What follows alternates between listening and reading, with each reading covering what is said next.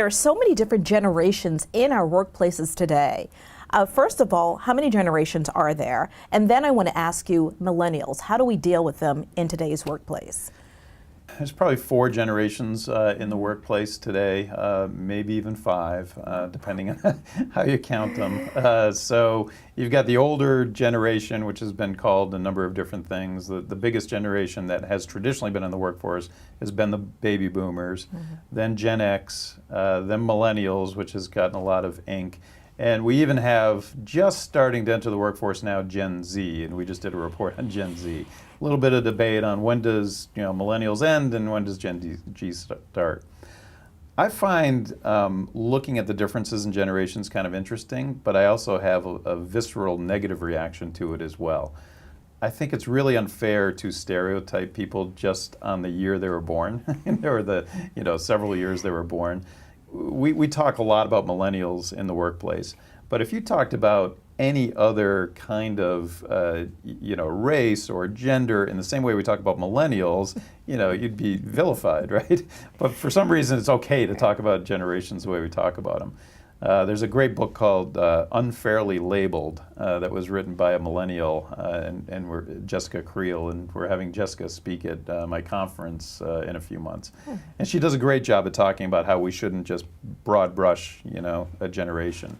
Now that said, I think what's most interesting are generations' perceptions of each other. And we've done some research around that, where we ask millennials, what's your perception of Gen X and baby boomers around a number of different aspects. We ask the other generations the same about millennials, and then cross-tabulate, what are all these people saying about each other? And there are some distinct differences in how generations view each other, which is probably more useful when you talk about how can we make sure, these generations work well together. Now, kind of getting away from my, unfairly labeled part, I do think that there's more of an emphasis today with millennials on certain aspects of work, right? Is the company I'm working for socially responsible is much more important to that generation as a whole than it was to previous generations. How quickly am I going to be developed? How quickly am I going to move inside this organization? Are also traits that are more prevalent with millennials.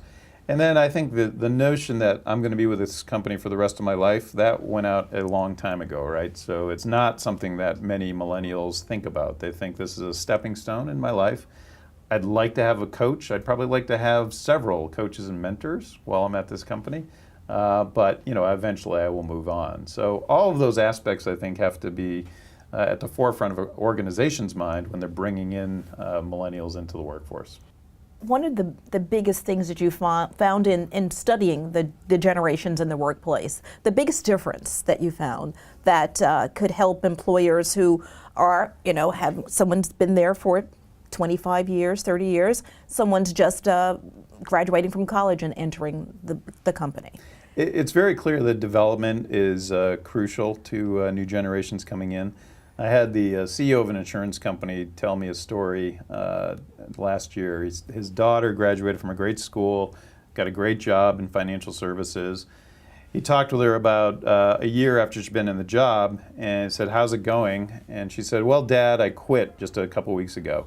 He's like, "Well, what do you mean? Why did you quit?" She's like, "Well, I got a new manager a few weeks ago. It was very clear to me that this manager was not going to be developing me. He didn't care about my development, and I need somebody to care about my development, so I quit."